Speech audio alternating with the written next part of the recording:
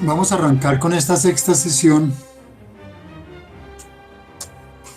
donde comenzamos pues la segunda unidad, las teorías pospositivistas, el cuestionamiento de la legalidad.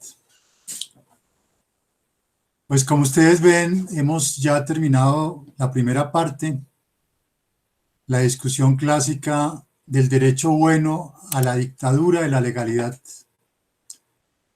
Y pues hemos hecho un recorrido por el justnaturalismo en sus diferentes versiones, la antigua, básicamente platónica y aristotélica, la medieval, pues que está en cierta forma consignada y resumida de manera más completa en la doctrina de Tomás de Aquino,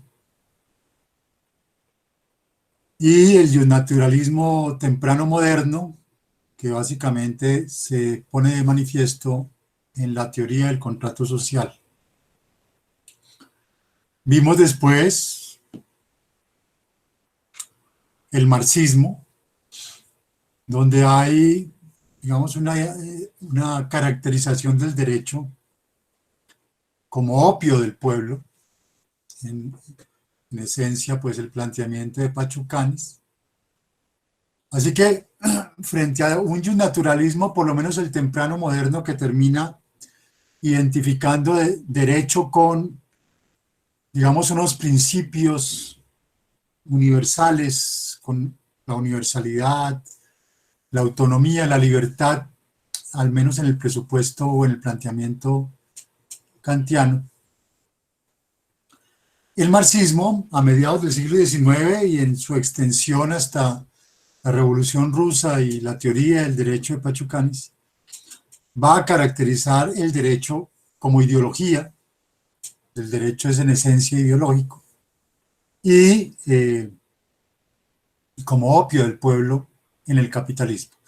Aquí vale la pena volver sobre el planteamiento del joven Marx. El derecho, la religión es el opio del pueblo en las formaciones económico-sociales medievales o semimedievales.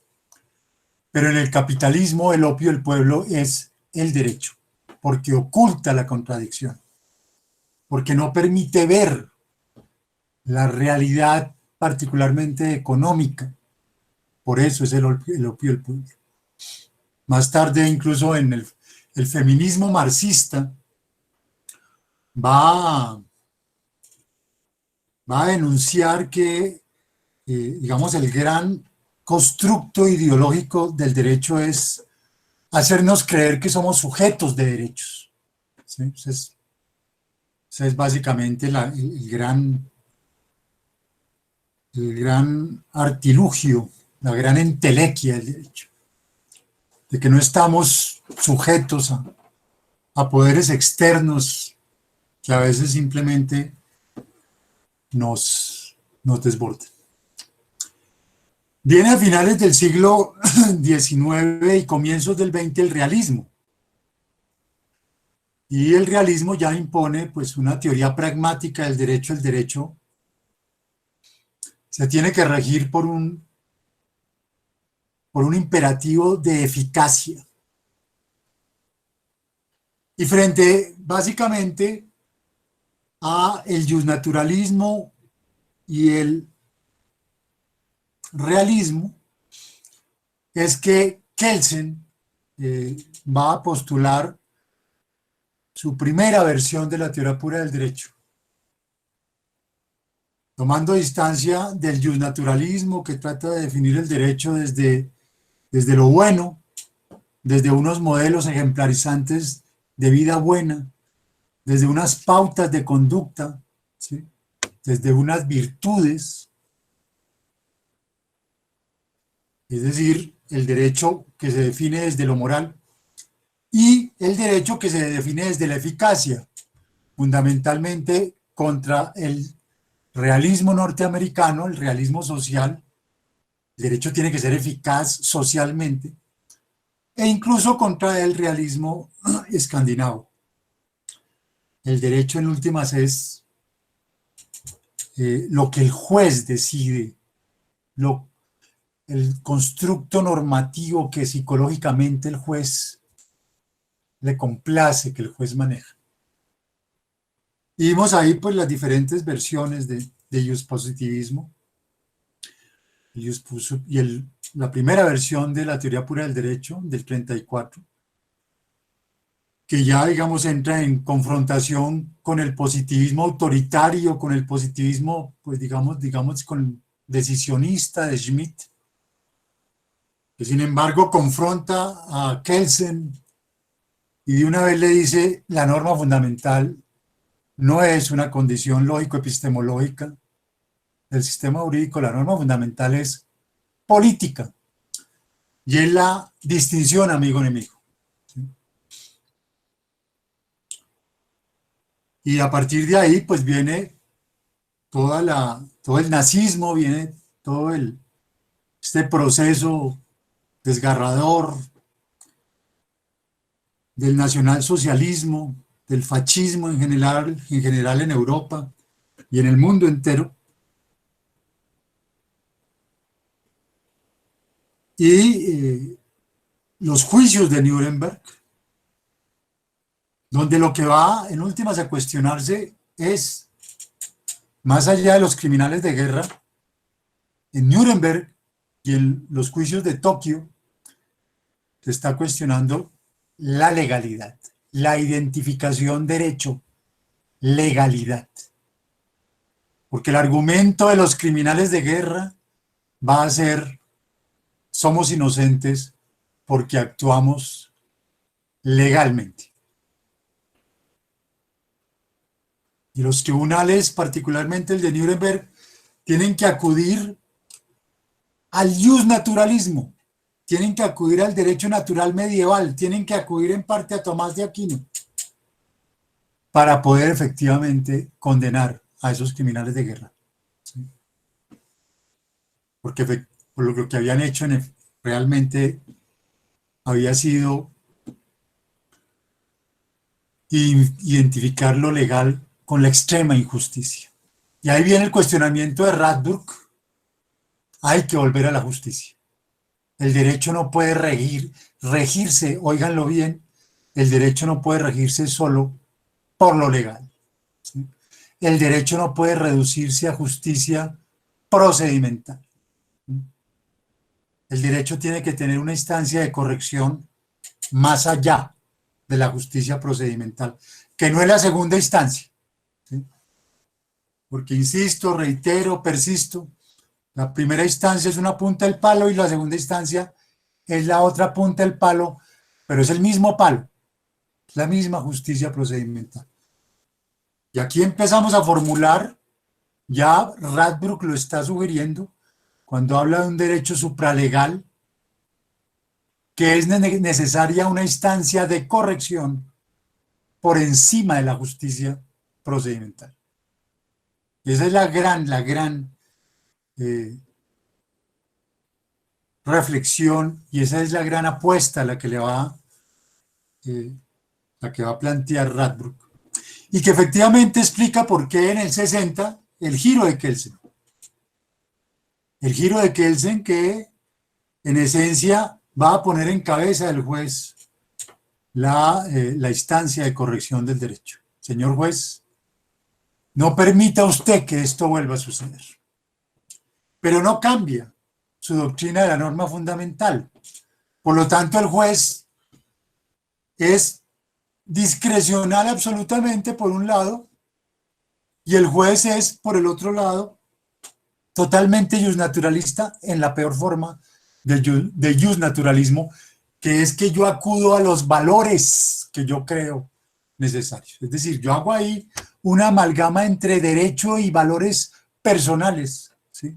Que obviamente me vienen por mi ethos, me vienen por mi formación, supremamente peligroso. ¿Sí? Y de ahí porque un año después de que Hart publique su concepto de derecho, Y 2 años después de haber publicado su segunda versión de la teoría pura del derecho, Kelsen abjure de su doctrina la norma fundamental y reconozca que la norma fundamental sí tiene contenido material, que en el caso de los ordenamientos occidentales va a ser la tolerancia y el pluralismo. Y ese giro de Kelsen se explica porque efectivamente en el 61 se publica El concepto de derecho de Hart, uno de los libros más importantes del siglo XX en la Biblioteca de Filosofía y Teoría del Derecho, que precisamente cuestiona el que el derecho quede reducido a la legalidad. Una legalidad que él identifica como órdenes respaldadas por amenaza. Una legalidad meramente coactiva. Y muestra la necesidad de que el derecho no tenga solamente una instancia de reglas primarias que responderían a un sistema jurídico primitivo, sino que incluya también una instancia de reglas secundarias, reglas de cambio, reglas de adjudicación cuando hay conflictos de normas y la más importante, regla de reconocimiento. La regla de reconocimiento obviamente la va a predicar ante todo el punto de vista interno, es decir, el abogado, el funcionario, el operador jurídico, el ciudadano, también en general. Pero el punto de vista externo, que ya se lo quita al derecho, que se lo quita a los abogados, la legitimidad y la eficacia, que es que tiene que ser predicada, calificada por el observador del sistema jurídico, que es la sociedad en últimas. Ese punto de vista externo también tiene que reconocer la regla de reconocimiento. Ahí, digamos, la regla de reconocimiento se vuelve, yo les decía, la base de la pirámide. Pero la pirámide no flota en el aire.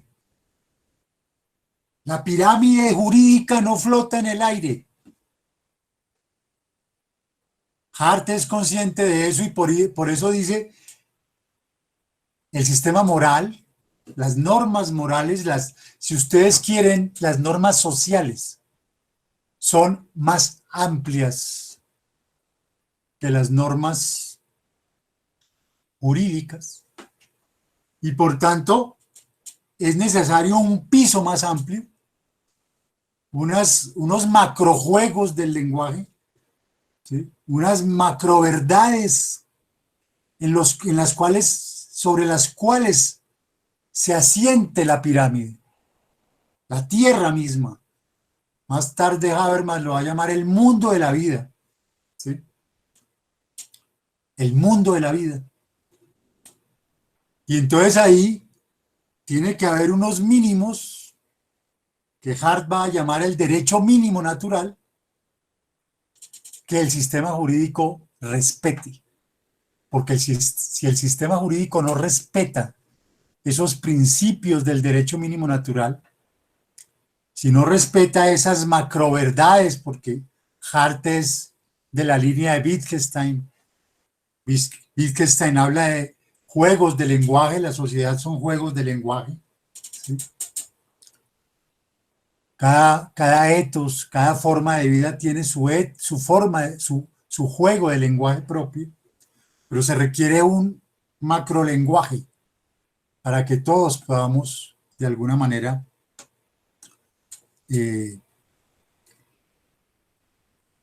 relacionarnos, ¿sí? Convivir en sociedad. Si el derecho no respeta ese derecho mínimo natural, la sociedad se puede levantar legítimamente contra el derecho, contra un derecho identificado con la legalidad, cuando esa legalidad es la expresión de una extrema injusticia como sistema e incluso como norma aisladamente. Así cerramos esa primera parte y ahora entramos entonces a lo que se van a conocer como las teorías pospositivistas, que se empiezan a formular a partir de los 60, de finales de los 60, paulatinamente, que precisamente van a cuestionar, van a arrancar de ese cuestionamiento a la legalidad. ¿Cómo podemos ver la cosa más allá de lo legal? Yo quiero que ustedes se acuerden mucho de esto, porque ustedes desde el próximo semestre o algunos ya desde ahora, están viendo en todas sus clases de derecho la identificación derecho-legalidad. Y todo lo que vamos a ver en las teorías pospositivistas es ese cuestionamiento, donde ustedes entonces pueden medir el grado de profundidad crítica de este programa y del derecho en general en Colombia. ¿Sí? Porque desgraciadamente lo que estamos viendo es a nivel de pregrados, maestrías e incluso doctorados, que replicamos en los 3 niveles la identificación derecho-legalidad. Y eso es volver un siglo atrás, prácticamente. Vamos a arrancar entonces con el primer autor, que es Luhmann, que empieza sus reflexiones a partir del 60, cuando está haciendo su doctorado con Parsons, que es otro de los autores que vamos a ver ahorita. Estamos en una dimensión, digamos, sociojurídica. Seguramente ustedes la habrán tocado o habrán visto algunas cosas de este tipo, de estos autores en sociología jurídica, pero hoy las vamos a observar, las vamos a considerar desde la perspectiva teórico-jurídica, ni siquiera, digamos, filosófica, teórico-jurídica, es decir, la sociología jurídica vista desde la teoría del derecho. Y vamos a considerar entonces en este proceso 3 momentos: el derecho como estructura primero, el derecho como función después, derecho como estructura con Weber, el derecho como función con Talcott Parsons, el otro gran sociólogo del derecho, y finalmente el derecho como sistema con Luhmann, para que comprendamos de dónde viene Luhmann, pero al mismo tiempo cuál ha sido, digamos, el desarrollo del derecho en la modernidad, ¿sí? A partir del siglo XV. Pues que lo comprendamos en sus grandes hitos conceptuales. Max Weber, su obra enorme, magnífica,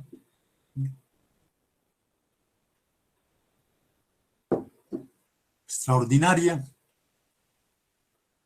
su polémica con Marx, ¿sí? Obviamente, ¿qué enfrenta Weber? Weber como sociólogo se pregunta, en primer lugar,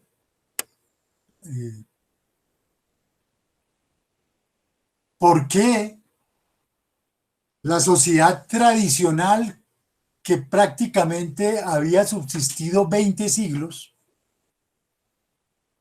15 de nuestra era, 15 de lo que se conoce como después de Cristo para los cristianos, para otros de nuestra era, y 5 antes de la era, digamos, antigua, 5 si no 10, si cogemos Occidente y si cogemos nomás la Ilíada y la Odisea, tendríamos 10 siglos de sociedad tradicional en la Grecia antigua, solo para hablar de Occidente, solo para hablar de Occidente. y 15 siglos de nuestra era, después de Cristo, 25 siglos, ha subsistido la sociedad tradicional. Esa sociedad que vimos reflejada en el justnaturalismo platónico y en el justnaturalismo aristotélico, y después en el justnaturalismo tomista. Y la pregunta de Weber es, y esa es la polémica con Marx, ¿qué define la sociedad? ¿Qué determina una sociedad? Porque para Weber la explicación marxista es demasiado simple, ¿sí? No es que sea falsa, es que es simple, es que es muy plana, ¿sí? Y para él como sociólogo, la sociedad se explica por la acción social. Y en la sociedad tradicional hay dos tipos de acción social determinantes. La acción social por tradición, es decir, yo actúo siguiendo la tradición, y la acción social por afecto, la acción social carismática, yo sigo al líder. Entonces la sociedad tradicional para Weber, a diferencia de Marx, no se explica por el modo de producción. Al contrario, el modo de producción se explica por la acción social básica determinante, por la unidad de análisis. Y en ese caso entonces es en la sociedad tradicional la tradición y el carisma. Yo sigo la tradición, yo sigo el líder. Eso es lo que me explica el fundamento, la tierra donde se emplaza la sociedad tradicional. Y de la tradición, de la acción social por tradición y la acción social por afecto se derivan dos tipos de legitimación, la legitimación tradicional y la legitimación carismática, en conjunto lo que podríamos llamar la legitimación encantada. Es decir, nosotros legitimamos la sociedad acudiendo a las imágenes tradicionales del mundo, acudiendo a Dios, acudiendo a los santos, ¿sí? Acudiendo a la Virgen, acudiendo a las leyendas, esas que encuentran en el Parque del Café, a la Patasola, a la Llorona, ¿sí? Los que hayan ido recordarán ese caminito subiendo donde encontramos un resumen de las imágenes tradicionales del mundo colombianas, ¿sí? Que en muchos casos eran los cuentos que nuestros abuelos, nuestros padres pudieron de pronto echarnos alguna vez. Eso se llama imágenes tradicionales del mundo, ¿sí? Y la legitimación carismática, es decir, yo sigo al líder. Obviamente, en el medioevo yo sigo al sacerdote, ¿sí? Yo sigo al patriarca. Esas dos legitimaciones constituyen lo que se conoce como la legitimación encantada. Y el derecho existe solamente para sustentar esa legitimación. Por tanto, el derecho no es autónomo. El derecho opera, existe, se estructura en función de mantener la tradición, en función de mantener el carisma del líder, en función de mantener al líder, ¿sí? El derecho está totalmente supeditado a eso. Pero esa dominación tradicional carismática es obviamente una jerarquía de privilegios. Hay unos que son más y hay otros que son menos, ¿sí? Hay unos que representan por excelencia las virtudes, los modelos ejemplarizantes de vida buena, las pautas de conducta de esa sociedad. Y hay otros que no la personalizan de la misma manera y que por tanto están por debajo o están abajo de la escala social. Ahí obviamente empieza un problema que es un problema sociológico, que vamos a ver cómo va evolucionando hacia el derecho, que es el problema que se ha llamado sociológicamente el problema de la doble contingencia.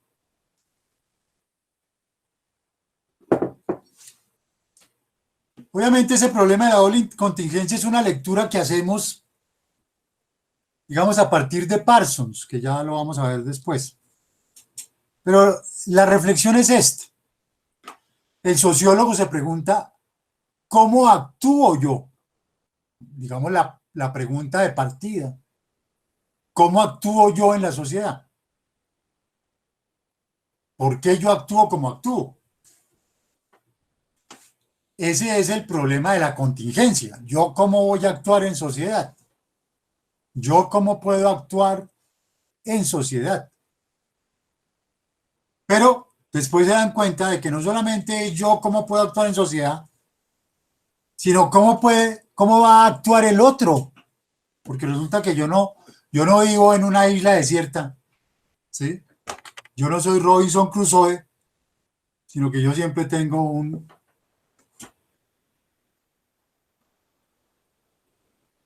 conciudadano al frente. Entonces, ¿cómo va a actuar el otro? Entonces, el problema no es cómo actúo yo, contingencia, sino cómo va a actuar el otro, doble contingencia. El problema de la doble contingencia, que nos lleva a plantearlo en esos términos, ¿quién diablos es el otro? ¿Sí? Ese puesto de presente, el ejemplo de cuando estuvimos con la profesora Hincapié en Guatemala, invitados por la Asociación Iberoamericana de Filosofía Práctica, la Universidad de San Carlos, en Ciudad de Guatemala. Y que cuando salimos a comprar comida, porque en el hotel que nos alojaron solo había desayuno, cuando íbamos hacia el supermercado junto a una autopista, una cholita, como le llaman, ¿sí? Una indígena que nos vio venir, seguramente nos vio muy diferentes, me vio con barba, o la profesora Hincapié la vio muy grande y entonces se asustó y se le echó a los carros para cruzar al otro lado. Prefirió arriesgar su vida que enfrentarnos a nosotros en la misma cuadra. Después descubrimos que era que en Ciudad de Guatemala los índices de microcrimen eran altísimos y que la gente vivía pues muerte, miedo, por supuesto, cuando vio dos personas muy diferentes a lo que ella estaba acostumbrada a ver, no se quiso arriesgar. ¿Quién diablos es el otro? El problema de la doble contingencia. ¿Sí? En la sociedad tradicional, ese problema se resuelve por las virtudes como modelos ejemplarizantes de vida buena. ¿Sí? ¿Quién diablos es el otro? Si el otro es una persona virtuosa, listo. Usted es de mi etos, usted es mi amigo. Pero si yo veo que el otro no sigue mis pautas de conducta, no sigue lo que yo creo que son las virtudes, es decir, no sigue lo que yo creo que son los modelos ejemplarizantes de vida buena, entonces yo a esa persona la voy a discriminar en la sociedad tradicional. La modernidad introduce otra unidad de análisis, la unidad de análisis weberiana, el individuo. Ya no es la comunidad. Ya no es la comunidad tradicional. Ya no es la comunidad que sigue la tradición y que sigue al líder. Es el individuo. Y entonces, Weber se pregunta, ¿cómo llegamos a eso? ¿Cómo se derrumba la sociedad tradicional? Y vea, compañeros, cuando ustedes miran a su alrededor, la mayoría de ustedes, a su barrio donde se criaron, aquí en Bogotá, y si se criaron por fuera con más veras, lo que ustedes ven es una sociedad tradicional, una sociedad que sigue las costumbres y que sigue al líder. Eso es lo que ustedes ven. ¿Sí? O sea, la nuestra es sustancialmente una sociedad tradicional. ¿Sí? En transformación estructural, pero que está saliendo todavía, que todavía tiene un pie, sino los dos pies ahí, enclavados en la sociedad tradicional. Entonces, como para que no crean que es que, uy, es que nosotros no sabemos de eso, que eso está lejos de nosotros. No, compañeros, eso está alrededor de ustedes. ¿Sí? Ustedes, lo vamos a ver ahorita, pueden ser más tradicionalistas que modernos.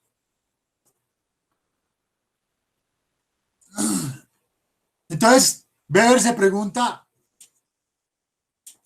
¿por qué se acabó la sociedad tradicional? ¿Por qué surge la sociedad moderna a partir del siglo XV? Y eso él lo va a llamar, lo teoriza, lo llama la teoría de la racionalización occidental. Hay un proceso de racionalización. Hay un proceso de racionalización que lo primero que cambia es la acción social. Y esa acción social, por tradición, esa acción social, siguiendo al líder, es reemplazada por lo que Weber va a llamar la acción estratégica, la acción racional con arreglo a fines. La pregunta es, ¿y qué generó ese nuevo tipo de acción racional con arreglo a fines? Para Weber la respuesta es el protestantismo y en especial en Inglaterra el calvinismo. El calvinismo y el protestantismo en general, ¿qué cuestionan? Cuestionan la tradición católica, la tradición de la iglesia romana, ¿sí? Del papado, y cuestionan la jerarquía, es decir, el líder, el sacerdote. Cuando el protestantismo empieza a leer la Biblia en las lenguas vernáculas, en las lenguas de cada país, le quita el monopolio de la interpretación de la tradición a la iglesia. Y cuando deja de creer en el sacerdote y empieza a tener sus propios ministros que leen las Sagradas Escrituras en su idioma, en los idiomas vernáculos, y los interpretan y los transmiten, y todos podemos leer la Biblia y todos podemos interpretarla. ¿Sí? En ese momento, gracias al protestantismo, se derrumba la hegemonía de la tradición y la hegemonía del líder de la sociedad tradicional medieval, que era la que estaba ahí, de la que venía anteriormente. Surge ese nuevo tipo de acción racional con arreglo a fines la acción estratégica, que va a ser la característica no solo de la modernidad, sino del capitalismo. Del capitalismo. Por eso el libro de Max Weber, El protestantismo y el espíritu del capitalismo. Pero el segundo momento es más importante, porque es el momento en el cual esa acción estratégica se le ponen rieles. Que la acción estratégica no sirve si no tiene un andamiaje, y ese andamiaje va a ser jurídico. Entonces empieza a configurarse y a consolidarse lo que se va a conocer como el derecho formal moderno. Y ese derecho formal moderno va a crear estructuras de acción racional con arreglo a fines. Estructuras de acción racional con arreglo a fines.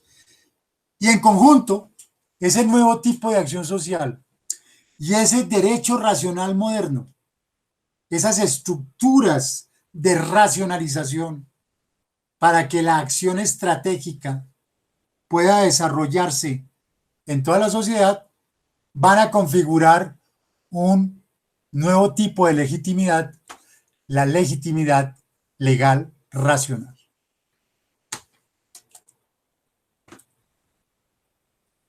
Entonces se derrumban las imágenes tradicionales del mundo, se derrumba el pensamiento mítico, la ética religiosa, ¿sí? Las sagradas escrituras, la interpretación de la iglesia, etc. Surge el pensamiento moderno crítico, ¿sí? Se consolida, además, la desacralización del derecho, se desencantan las vías jurídicas, porque las vías jurídicas también estaban encantadas al servicio de esa legitimación encantada de la sociedad tradicional, ¿sí? Se desacraliza el derecho, se constituye la positividad, se consolida la legalidad, se desarrolla el formalismo jurídico procedimental y ya en Weber, de manera expresa, el derecho formal no solamente tiene una dimensión de validez ideal, la validez como la vimos, digamos, en el positivismo, la validez procedimental, sino de validez empírica. Esa validez empírica para Weber es que el derecho de alguna manera sostiene el capitalismo. Sostiene el capitalismo. Por supuesto, hay unas patologías en ese proceso de racionalización, hay unas desviaciones. Esas desviaciones van a quedar consignadas en Max Weber, ¿sí? En lo que él va a llamar la fe en la legalidad. ¿Por qué? ¿Qué es lo que sucede? Que esa legitimidad legal racional se desvirtúa por dos patologías que se originan en el proceso de racionalización occidental. Weber va a llamar la primera la pérdida de sentido, la pérdida de seguridad cosmológica. ¿Qué significa eso? Que al reemplazar las tradiciones que son intersubjetivas, que nos permiten comprendernos con el otro, que nos permiten acercarnos al otro por los valores, por las virtudes, por los modelos ejemplarizantes de vida buena, porque todo eso se da en el marco de la tradición. Al perder la tradición y reemplazarla por el derecho, por las normas jurídicas, se nos acabó el intercambio intersubjetivo. Uno no se enamora con un código. Lo puse en mi Facebook hace 2 días. No lo conocía. ¿Sí? Una frase de Kafka que de pronto la profesora Hincapié les puede mostrar. ¿Sí? Leer derecho es como comer aserrín, Kafka. En efecto, leer derecho es como comer aserrín y pretender relacionarse con el otro a través del derecho es lo más crudo, ¿sí? Lo más frío que puede existir. El derecho sirve para regular. El derecho no sirve para enamorar. El derecho sirve para los conflictos. El derecho sirve para regular los sistemas sociales. No sirve para ser amigos. Esa no es la función del derecho. Entonces, pérdida de sentido. Pero como el derecho quiere regularlo todo, pérdida de libertad, pérdida de espontaneidad. Entonces caemos, dice Weber, en una jaula de hierro. Y en esa jaula de hierro, lo único que nos queda es realmente una fe en la legalidad, ¿sí? Una fe distante, una fe fría.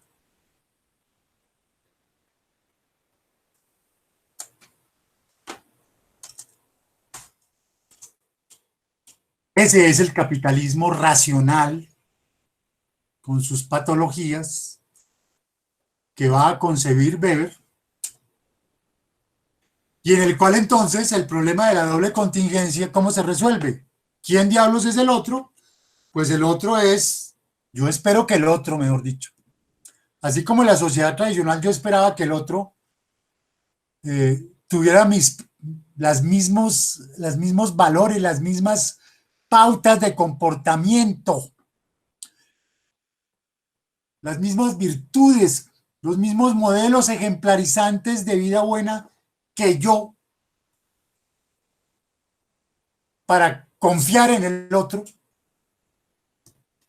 En el capitalismo que está conceptualizando Max Weber, ¿quién diablos es el otro? Es quien tiene una racionalidad estratégica, es decir, quien quiere ser capitalista, quien quiere ganar.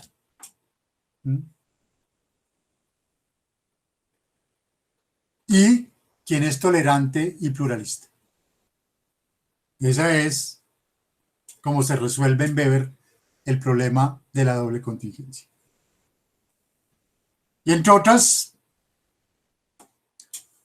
para que por lo menos ahí les quede claro, en ese Weber, ser abogado y ser revolucionario es una contradicción en los términos, porque el derecho racional moderno nace no solo con el capitalismo, sino para darle las bases al capitalismo. El derecho ni siquiera es un defensor del statu quo, no, el derecho es creación de capitalismo. Así nace el derecho moderno. Va después a surgir una versión marxista, Gunder Frank, que va a hablar del capitalismo aventurero, que va a plantear que en los casos de América Latina, particularmente, lo que hubo fue una lumpenburguesía que jamás estuvo a la altura de sus tareas históricas, que ni siquiera desarrolló capitalismo, ¿sí? Que simplemente lo que desarrolló fue un lumpen desarrollo, es un desarrollo desfigurado, una burguesía desfigurada que desarrolló un capitalismo desfigurado.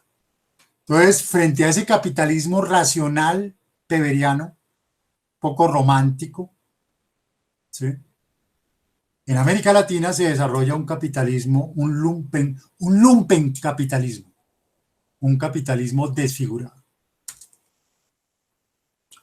Un capitalismo que, como lo dirá Benito Juárez en México, para mis amigos todo, para mis enemigos el rigor de la ley. Es decir, de que la ley se vuelve un instrumento de los privilegios, para mantener los privilegios de una casta tradicional. Entonces, en el capitalismo, en el capitalismo en América Latina, en ese capitalismo desfigurado, en ese capitalismo lumpesco, en ese capitalismo no racional, no beberiano. Por eso insisto, le oirán ustedes decir al profesor André Noé Roth que aquí nosotros todavía tenemos que ser beberianos, ¿sí? Aquí no hemos llegado a ser beberianos ni siquiera, que no tenemos realmente un sistema racional, un capitalismo racional.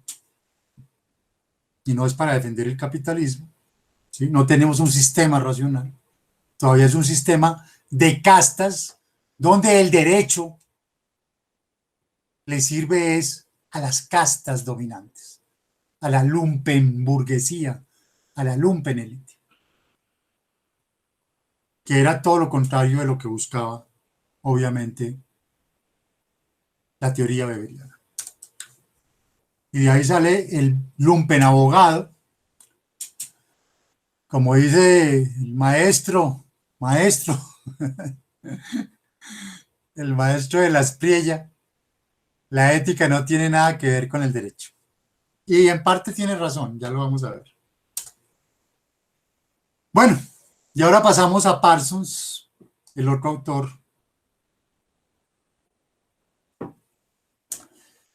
Talcott Parsons, sociólogo gringo, profesor en Harvard. Max Weber es alemán.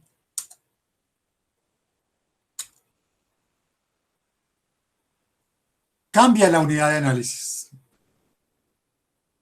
Da un giro hacia el sistema social. Para Parsons, por encima del individuo hay un sistema normativo cultural, compañeros, no jurídico, cultural. Entonces, la unidad de análisis no es el individuo. Ya él está en el marco de, ¿sí? de un nuevo régimen de acumulación y entonces introduce, digamos, lo que llama él los patrones variables de orientación de valor. ¿Sí? Pues no estamos, desgraciadamente, en clase presencial, pues no podemos hacerla, pero básicamente trataré como de explicarles pues esto. Parsons formula estos patrones variables de orientación de valor. Son cinco preguntas dilemáticas para tratar de ubicar cuál es mi mentalidad, la mentalidad colectiva, la mentalidad de un sujeto colectivo. ¿Debe la gente perseguir su propio interés o debe orientarse por intereses generales? ¿Debe la gente expresar y realizar afectos y deseos sin demora o debe reprimir y aplazar sus impulsos y gratificaciones a corto plazo? ¿Debe la gente orientarse por estándares generales o debe orientarse de acuerdo a las condiciones particulares del contexto? ¿Debe el actor enjuiciar a otros actores conforme a sus rendimientos funcionales o debe hacerlo conforme a sus valores como personas? Y finalmente, ¿debe el actor analizar objetos o actores concretos en toda su complejidad o debe limitarse a aspectos relevantes analíticamente bien circunscritos? Entonces, de acuerdo a cómo ustedes respondan, pueden hacer el ejercicio de manera espontánea inmediatamente antes de que lo explique. ¿Sí? Parsons va a responder, va a poder precisar, perdón, si ese colectivo es tradicional o si ese colectivo es moderno. Obviamente, en una concepción de modernidad, 1945, que todavía no había entrado a ser cuestionada. ¿Sí? Todavía no había entrado a ser cuestionada, por tanto tiene toda la carga etnocéntrica, occidentalista, patriarcal, etcétera, etcétera. ¿Sí? Pero es un instrumento, es un constructo, pues, es un, ¿sí? Un instrumento de medición sociológica. ¿Cuál es la respuesta moderna? ¿Debe la gente perseguir su propio interés o debe orientarse por intereses generales? La respuesta moderna es el propio interés. La respuesta tradicional por intereses generales. ¿Debe la gente expresar y realizar afectos y deseos sin demora? Esa es la respuesta tradicional. La respuesta moderna es debe reprimir y aplazar sus impulsos y gratificaciones. Entonces, cuando uno le diga a su pareja, ay, es que tú no eres espontáneo, bueno, eso significa que yo respondo es a un parámetro tradicional, ¿sí? De querer expresar y realizar afectos y deseos sin demora. El moderno se autorreprime. El moderno es autodisciplinado. ¿Debe la gente orientarse por estándares generales? Esa es la respuesta moderna. Ese es el derecho. ¿Sí? No de acuerdo a las condiciones particulares del contexto. Esa es la cultura del atajo. ¿Sí? Esa es la mentalidad tradicional. ¿Sí? Ah, yo me puedo meter por aquí, yo me meto. Ah, yo me puedo saltar el semáforo, yo me salto. ¿Debe el actor enjuiciar a otros actores conforme a sus rendimientos funcionales? Esa es la respuesta moderna. No conforme a sus valores como personas. A mí no me importa su valor como persona. A mí me importa ustedes cómo se desempeñan en sus funciones. Y finalmente, debe el actor analizar objetos o actores concretos en toda su complejidad. Eso se llama pensamiento silogístico. Perdón, eso se llama pensamiento complejo. O debe limitarse a aspectos relevantes analíticamente y bien circunscritos. Eso es pensamiento silogístico. ¿Cuál es la respuesta moderna? Obviamente, analizar objetos o actores concretos en toda su complejidad.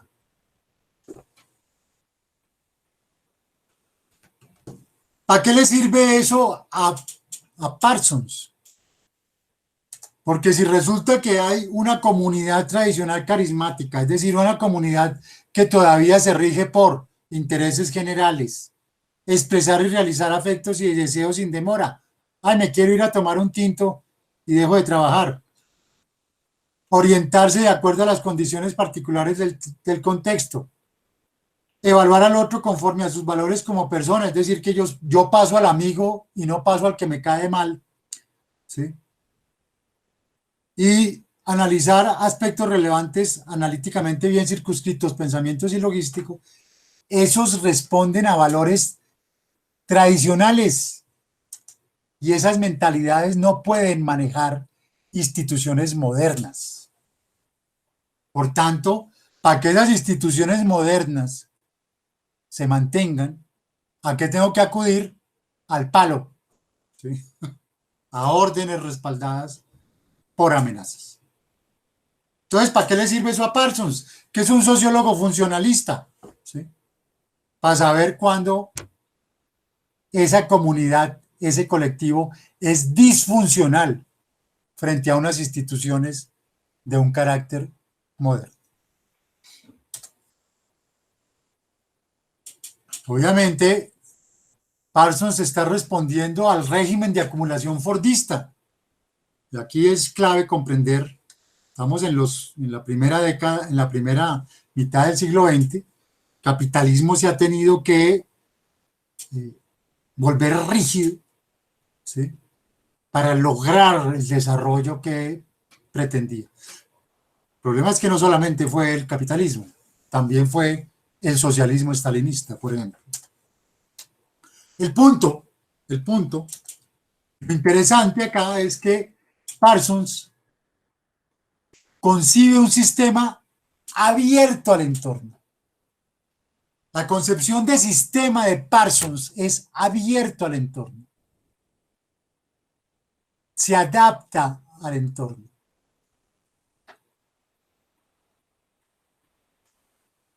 Puede parecer una perogrullada, puede parecer una idiotez, ¿sí? Pero obviamente en el esquema cibernético inicial clásico, pues el sistema tenía que responder a la complejidad del entorno. Entonces, ¿quién diablos es el otro?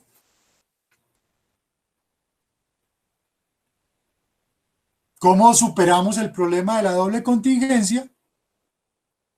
Pues cuando el otro tiene los mismos valores funcionales que yo. Y les hago esta aclaración, compañeros. Desde hace 30 años, desde la Constitución del 91, el Ministerio de Educación, en todos los programas, es decir, ustedes han sido las ratas de laboratorio de Parsons en Colombia, porque el Ministerio de Educación, desde hace 30 años, viene tratando de inculcar esos patrones variables de orientación de valor a través de la educación primaria, secundaria y universitaria. La reforma de la Universidad Nacional de hace 10 años estuvo orientada por el último patrón variable de orientación de valor, pensamiento complejo. Ese fue ya el paroxismo de Parsons en Colombia. Pero ustedes deberían ser parsonianos. Deberían. Lástima que no pudimos hacer el ejercicio porque yo estoy seguro de que no lo son. ¿Sí? Es decir, cada que hacemos este ejercicio, la respuesta mayoritaria es, incluso en la juventud, básicamente una mentalidad tradicional. Sigue primando la mentalidad tradicional. Es decir, que las respuestas que le dan a esas 5 preguntas siguen reflejando mayoritariamente una mentalidad tradicional en Colombia. Y yo la hago en todo el país, en maestrías y doctorados, ¿sí? En Bucaramanga, en Barranquilla, en Cali, en Popayán, aquí en Bogotá, en diferentes universidades, en la Libre, en la Santoto, aquí en la Nacional. En pregrado, maestría y doctorado, y las respuestas en los 3 niveles siguen siendo sustancialmente tradicionales. De abogados.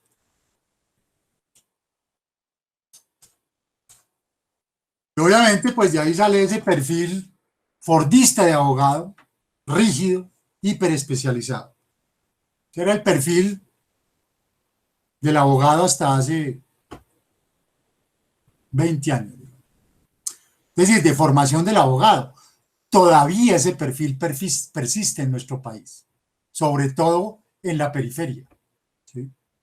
Por más maestrías que estén haciendo o doctorados, porque como les digo, las maestrías y los doctorados están replicando la cultura legalista de las especializaciones. Y ahora entonces entramos al Luhmann.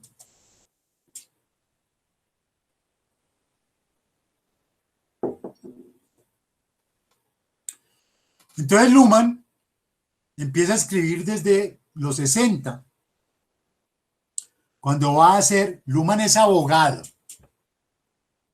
y sociólogo, que recuerden que en Europa eso de una carrerita y un pregrado, eso ya no funciona así, ¿no? Eso se mueren de hambre, como se van a morir acá, haciendo solamente una carrera, o creyendo que solo con el pregrado es suficiente. Con el pregrado hay una especialización, no. Ya los abogados están haciendo, ya es obligatorio hacer maestría, pero además tenemos 10 doctorados en Bogotá de Derecho. Hay más doctorados de Derecho que de Ciencias Sociales. Porque ahora hasta los abogados empiezan a exigírsele en las firmas de abogados. incluso en la rama, el doctorado. Ahí ya le abrieron campito al doctorado para que chuleen. Pueden tener 5 pregrados. Con 5 pregrados no chulean la maestría. Pueden tener 3 maestrías. Con 3 maestrías no chulean el doctorado. O sea, ya hoy en día abogado sin doctorado no entra a una firma de abogado ni a una universidad, solo en la nacional, que seguimos haciendo concursos donde solamente pedimos maestría. En todas las demás universidades, concurso, doctorado. ¿Sí? Solo en la nuestra piden solo maestría. Entonces, Luhmann, sociólogo, abogado, va a hacer su doctorado con Parsons.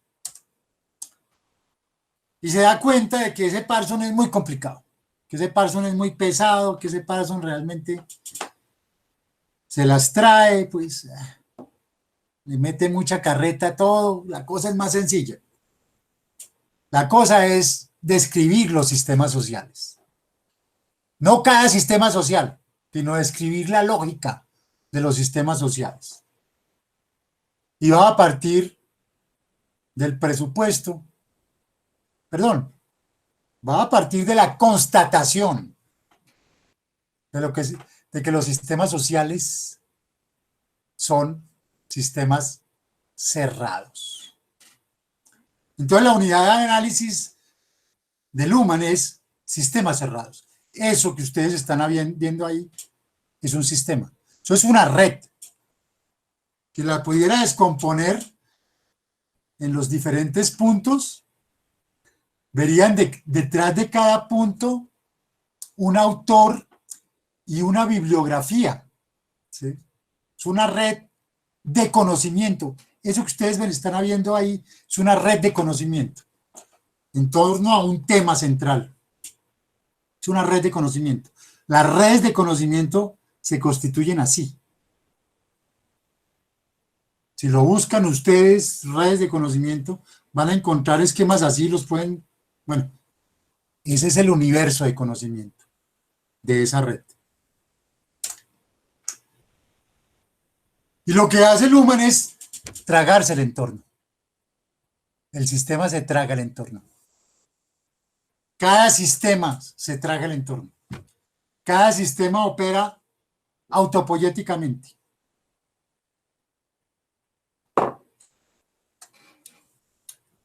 Y cada sistema opera con 4 categorías. Procesalidad.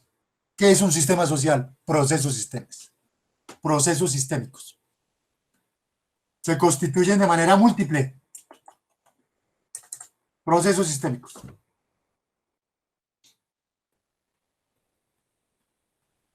Y esa procesalidad se da a través de una comunicación sistémica. Cada sistema concibe sus formas de comunicación. Se constriñen. Es decir, eso no es un despelote ahí donde todo está amalgamado, no. Los sistemas están divididos en elementos, en niveles, pero son niveles que están caracterizados por lo que se llama jerarquía horizontal. Jerarquía. No es la jerarquía weberiana, es una jerarquía horizontal. ¿Sí? Se interpenetran, se interconectan, se condicionan mutuamente. No es un despelote. Son sistemas que se adaptan a su propia complejidad. Ya no se adaptan a la complejidad del entorno. Ya no se adaptan a la complejidad del entorno. Ya no es Parsons. Ya no es el sistema que se adapta a la complejidad del entorno. El sistema se adapta a su propia complejidad porque el sistema se volvió más complejo que el entorno. El sistema no puede manejar 2 frentes de complejidad, su propia complejidad y la complejidad del entorno.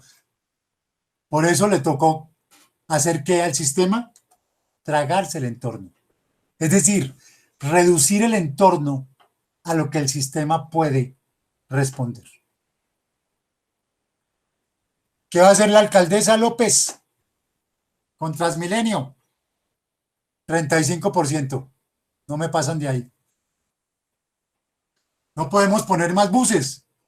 Vamos a reducir los que pueden entrar a los buses. Entonces, compañeros, a comprarse bicicletas o a trotar. ¿Sí? Les va a tocar pedir duchas allá en la Nacional, que vienen corriendo. Entonces, el sistema no puede responder a la complejidad del entorno. El sistema se autorregula. El sistema se adapta a su propia complejidad y somete al entorno a lo que el sistema puede dar.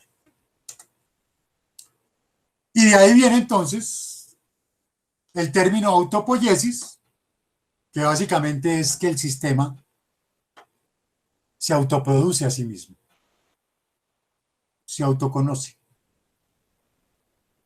se autoprocesa. Y la frase que me fascina, porque realmente sintetiza a Luhmann: todo contacto con el entorno es un autocontacto. Todo contacto con el entorno es un autocontacto. El entorno me lo tragué. Ese es el Luhmann de sistemas sociales. Y miren eso. Eso que ustedes están viendo ahí se llama el organigrama de Mounsalmary. Ese organigrama es el que conocen muy bien los administradores de empresa y los ingenieros industriales, que le están quitando el trabajo a los abogados. Porque ¿qué es lo que le piden a los abogados? Eso, que manejen los sistemas. Que manejen los sistemas, porque los sistemas son el actor del régimen de acumulación postfordista. Sistemas autopoyéticos, ¿sí? La globalización es sistémica. Entonces no hay entorno. Cada sistema opera como si fuera un organismo autopoyético. Por eso la categoría la toma Luhmann de la microbiología. Aunque Varela y Maturana son los microbiólogos chilenos, han dicho que eso no es, no es posible, que los sistemas sociales no pueden ser autopoyéticos, ¿sí? Luhmann no da esa pelea porque eso es una metáfora. Luhmann tomó la metáfora de la autopoiesis. Los sistemas sociales tienen que operar como si fueran autopoyéticos, cerrados al entorno, así como la amiba, no la amiba, el microorganismo, ¿sí?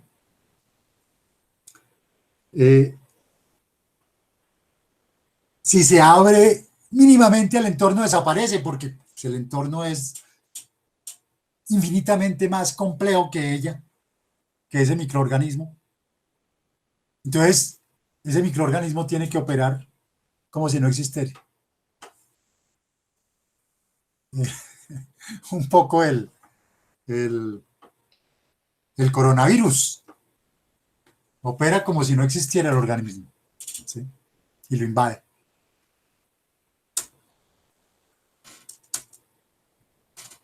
Ya en su segundo momento, que que les acabo de mostrar es el momento de sistemas sociales, ya en su teoría del derecho, ¿sí? El derecho de la sociedad, ya Luhmann puntualiza cómo se lee eso para el derecho. El derecho es un constructor de operaciones jurídicas internas, sistémicas. El derecho procedimentaliza sistémicamente los sistemas sociales. Todo son sistemas sociales, hasta la pareja es un sistema social. El derecho reduce complejidad sistémica, procesa información selectiva.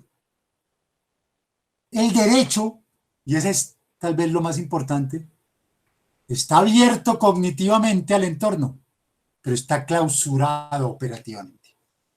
El derecho oye lo que pasa en el entorno, pero está clausurado, tiene que garantizar la clausura operativa del entorno. Entonces, concepto de derecho en Luhmann, reducir complejidad. ¿Para qué sirve el derecho? ¿Para qué deben servir los abogados? Para reducir complejidad. ¿Qué son las normas jurídicas? ¿Qué es la validez del derecho? Bueno, esto es una fórmula bien interesante. El derecho son expectativas contrafácticas de comportamiento.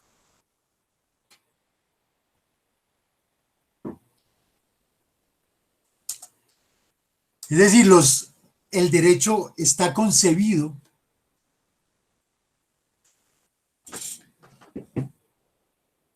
para formular en cada uno de nosotros, de alguna forma, para formular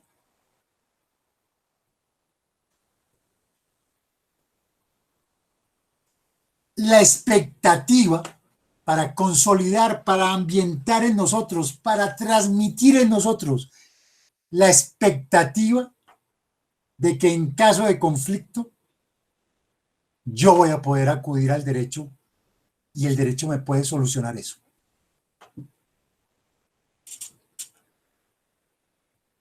Quienes hayan seguido con detenimiento lo que hemos visto anteriormente, se pueden recordar en este instante de Pachucanis, el derecho como ideología, el derecho como opio del pueblo, y del realismo escandinavo, cuando peleando con Kelsen decían, ese concepto de validez es ideológico. Porque indudablemente expectativas contrafácticas, es decir, que no existen, de comportamiento, significa que yo espero que el otro y que yo espero del derecho que me va a resolver las situaciones conflictivas. Yo espero, yo confío. Fíjense que la confianza para Luhmann es el código binario de la pareja. Yo confío en que mi pareja no me va a poner los cuernos o no me los está poniendo. Yo confío. ¿Sí? No, no puedo asegurarlo. No puedo asegurarlo. Simplemente confío. Bueno, yo confío en que el derecho me va a resolver en caso de conflicto, ¿sí?, la expectativa que yo tengo de que esto se supere a las buenas y no a las malas, volviendo al estado de naturaleza. El derecho, expectativas contrafácticas de comportamiento. Por eso creo que ahí es bien interesante matizar las expectativas contrafácticas de comportamiento, que se vuelve muy gaseoso en ese punto, con el derecho como reductor de complejidad social. ¿Para qué sirve el derecho? Poco en la línea realista, para reducir complejidad. Usted, señor abogado, no sabe, no puede reducir complejidad. Chao, bambino. Usted me va a llegar aquí con sus códigos y sus cosas y no a reducirme complejidad de aquí, donde lo estoy contratando. Chao, bambino. ¿Sí? Usted me va a dirigir la oficina jurídica metiéndome más complejidad del entorno, queriendo que yo responda, le responda al entorno en términos de sus códigos. Chao, bambino. Yo primero necesito que usted, señor abogado, me reduzca complejidad acá, no que me meta más complejidad. Y los sistemas son amorales. Amorales, no inmorales. En ese sentido, el abogánster tiene toda la razón. ¿Sí? el lumpenabogado. El derecho no tiene nada que ver con la ética. Quien tiene que ver con la ética es el abogado. Pero el derecho es amoral como sistema. Entonces, ¿quién diablos es el otro? Pues el que cree como yo que el derecho le va a solucionar en caso de conflicto todo. Entonces, cuando lo veo enfrente, yo digo, bueno, no me va a asaltar, no me va a matar, porque seguramente como yo cree que es sujeto de derecho y que en caso de conflicto vamos a acudir al derecho. Pero, como les mostraba en el ejemplo con la profesora Hincapié en Ciudad de Guatemala, así no piensa todo el mundo. ¿Sí? Si ustedes se van, o si ustedes están andando con un Huawei o con uno de esos celulares, yo no los tengo, por eso no, ni me sé las marcas, Samsung, ¿sí? A las 10 de la noche y se le vienen dos, por eso los gomelos ya tienen un decimotercer mandamiento. Dos en moto, a correr. ¿Sí? No lo de, ahí no funcionan las expectativas contrafácticas de comportamiento. Entonces el perfil postfordista del abogado es transdisciplinariedad, flexibilidad transdisciplinaria. Se trata de que ustedes aprendan a leer el sistema, a leer los sistemas, no solo jurídicamente. A coger de donde puedan para reducir complejidad. Por eso, la anécdota que siempre cuento, relatada por unos psicólogos, por una empresa de psicólogos de reclutamiento de transnacionales y firmas de abogados en Bogotá. ¿Sí? Cuando ven entrar al muchacho o a la muchacha, todo encorbatado, con la corbata en triángulo, ¿sí? Ya saben que ese muchacho no sirve. Si la ven entrar a ella toda pispireta y toda con sus astrecitos y sus uñitas rojas, ¿sí?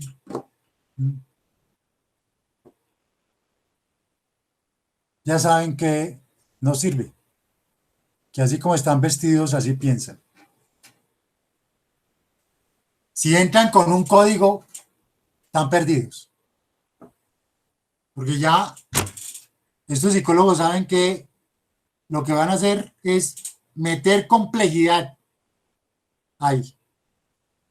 Y ellos necesitan es que reduzcan complejidad, primero, que creen sistemas y garanticen la autopoiesis de la empresa, que garanticen la autopoiesis de ese microsistema, ¿sí? No que de una metan todos los códigos, porque en ese sentido el código crea más complejidad. Primero redúzcame la complejidad acá y después vemos cómo dialogamos con el código. Pero no al contrario, no me imponga la legalidad. ¿Sí? Primero, comprenda la lógica del sistema y después miremos cómo ese código puede traducirse a la lógica del sistema. Fíjense la pelea fíjense la pelea de la CPS como sistema. ¿Ah? Todas las tutelas que hay que se han vuelto letra muerta. ¿Sí? Toda la literatura que hay sobre la jurisprudencia del sector salud y contrasten a ver qué tanto ha servido. Porque la lógica de los sistemas opera amoralmente y podríamos decir incluso ajurídicamente, ¿sí? Y al abogado se le va a pedir es que reduzca complejidad del sistema y después ponga a dialogar con el derecho. Por eso, insisto, los ingenieros industriales le están quitando el puesto a los abogados. ¿Y todo esto para qué? Pues ahí viene Teuner y dice, pues todo esto es para crear la globalización. Porque en la medida en que ustedes tienen sistemas autopoyéticos nacionales, esos sistemas autopoyéticos se engarzan, se articulan con circuitos globales transnacionales. Y esa es la globalización. Entonces, concepto de derecho, reducción de complejidad, ese es el imperativo del sistema, reducción de complejidad. Justicia como igualdad. Muy interesante porque en eso Luhmann particularmente dice lo único que necesita el sistema jurídico es el principio de igualdad. La justicia. Y no es ni siquiera un principio. Igualdad. ¿Sí? Con eso es suficiente. Y fíjense, desobediencia sistémica a la legalidad. La legalidad no me sirve, chao legalidad. ¿Sí? Hay que desobedecerla. Incluso hay que incentivar a la sociedad para que la desobedezca. Es una norma ineficaz. ¿Sí? Entonces la desobediencia se vuelve un recurso del sistema para adaptarse a su propia complejidad. Indiferencia axiológica, complejidad metódica.